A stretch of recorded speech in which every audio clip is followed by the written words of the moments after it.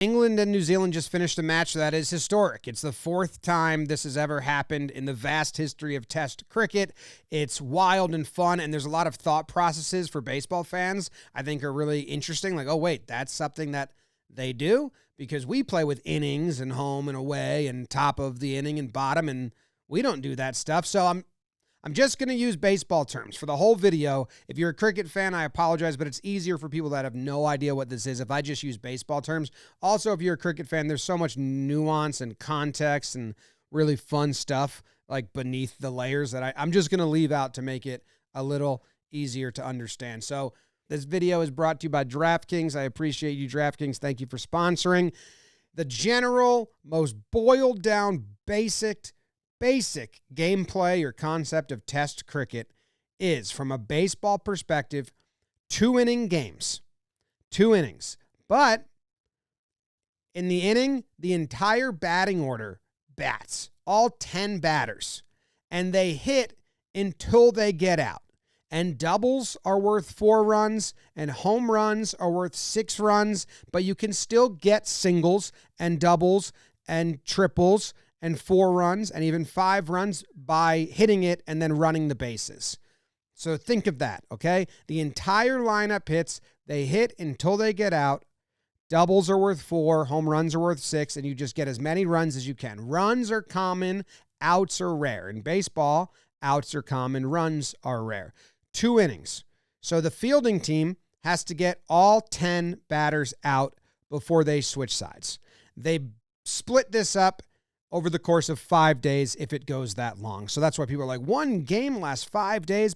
Yeah, in this version, but it's kind of like how a 5-game series lasts 5 days. There's ebbs and flows. There's all this stuff that's going on.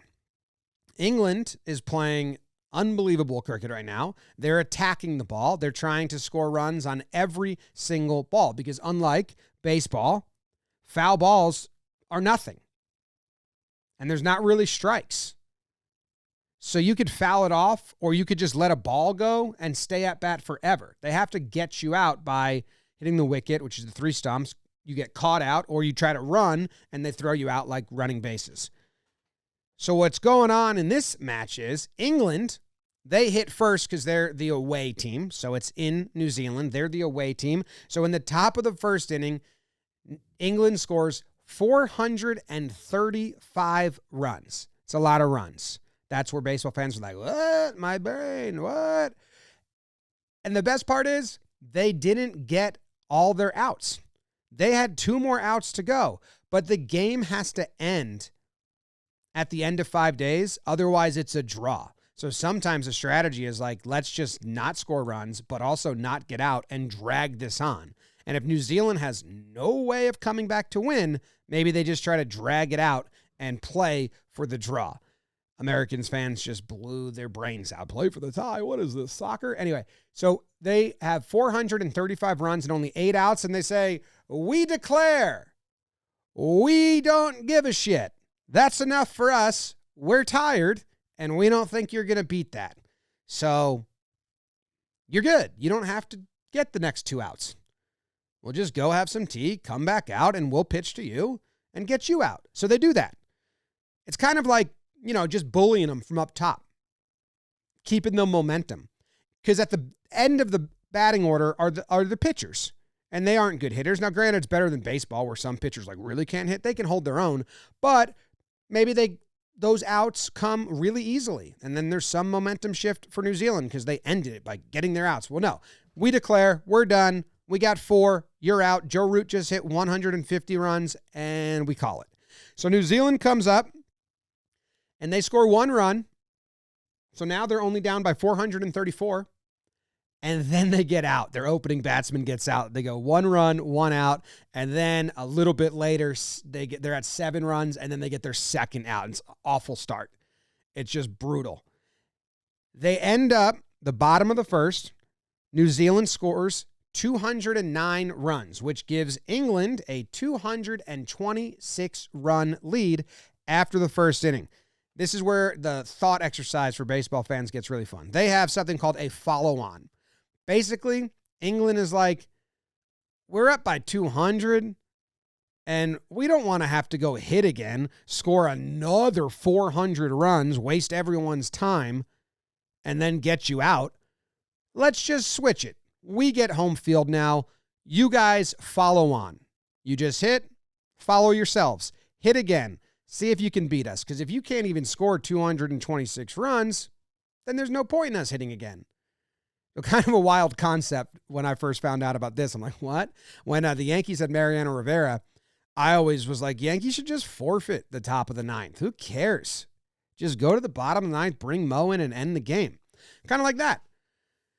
What does New Zealand do? Well, instead of going 7 for 2 with their opening batsman this time, they put up 149 runs before making a single out. So New Zealand's showing some fight. But now it's a race because they got to score a lot of runs to get a big enough lead, but also have to leave enough time to bowl England out when they get up. So when New Zealand finally gets out, and now the top of the second inning, they have scored 483 runs in the second inning. So they lead by 257 runs. Well, England put up 435 and on only 8 outs. They should probably be able to score 257 on 10 outs, and that's where the fun begins. I'm going to skip all the way ahead to the last half hour of this match because every ball was incredibly intense. I hope you followed that. I know I did it really quickly. But just the concept of declaring and follow on is so bullyish. I love it. And I think they play it off as a gentlemanly thing, like it's a gentleman's sport. But I don't know. There's no way. I mean, it's so much like you're wasting our time.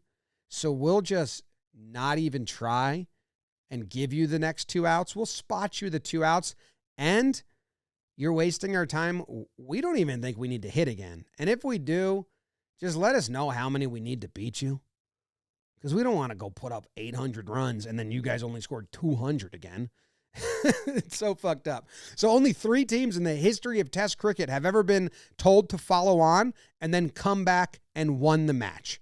And spoiler, that's what you're about to see. So I'm going to start the video at the end here.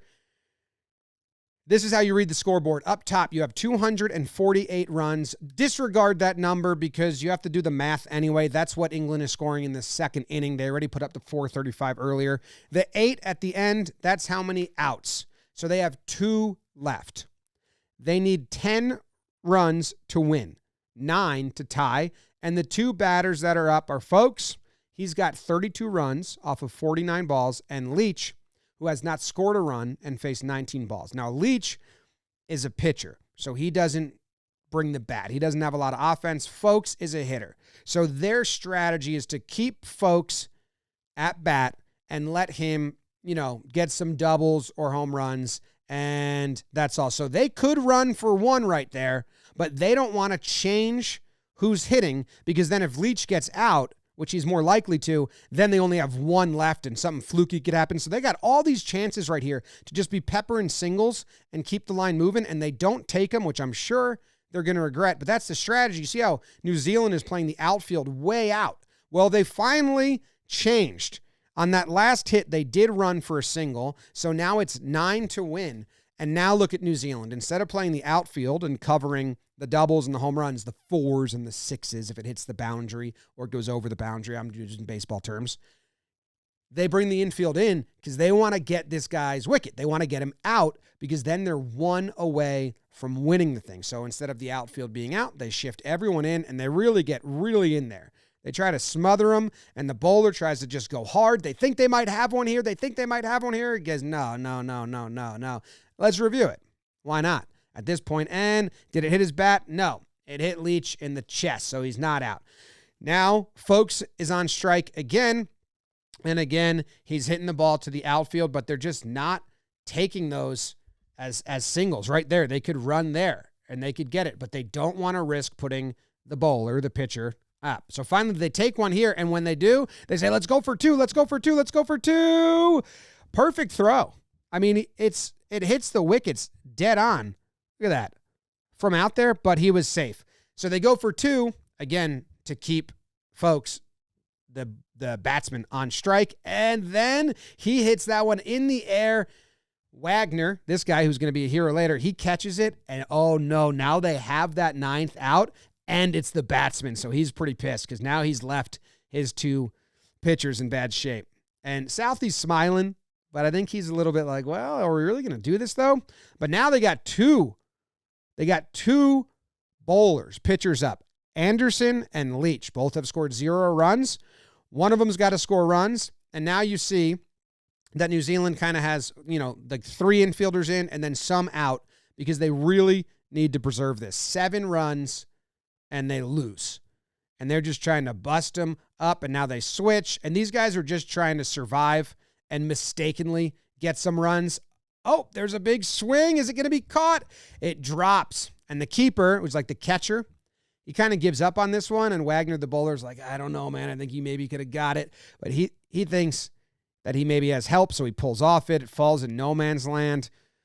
So now it's 6 to win, and he swings big, Anderson does. He's one of the best bowlers in cricket. He swings big. So now it's 2 to win because that was a double, 4 runs. So 1 run ties it, 2 wins it. If that gets past him, maybe that's 1 to tie it, but he made a diving stop to keep them still. But every single ball just had so much drama and pressure, so that's a nice stop to keep it there. Now we're getting nervous in the crowd. We're getting very nervous. Okay, 2 to win. Here we go. And edges them, catches them, and New Zealand wins. Historic. I mean, down to that last ball, I think the odds still would have been like England's going to win. And they are ecstatic. The fans in the crowd, look at this guy. Catch that! Yes! He's all excited. Wagner's screaming. Anderson's just sad. I like this woman jumping up and down, just so excited. And these guys, I think the guy on the right is a New Zealand fan. The guy on the left is an England fan because one's excited, one goes hat on the head, and then he just deflates. Let's watch him deflate again. Oh, got it. Oh, and then I do think this old man fell asleep. I do think, sadly, he missed that. These 3 friends want to hug the guy on the outside. It's like, I want to be part of that. Come closer. And they're like, yeah, get in here. Get in here. This guy down there, his shirt doesn't fit great, but he wants to celebrate. Hey, kind of half-hearted. Look at these guys. They're really excited. And then I think we have an English couple here that's just like, oh, no. Well, it was a fun first 2 days. And yeah, this is every other time it happened in history. We're going back to 1894, 1981, 2000, and then 2023 history. And this video is brought to you by DraftKings. Thank you, DraftKings, for sponsoring the video. I appreciate you very much. DraftKings.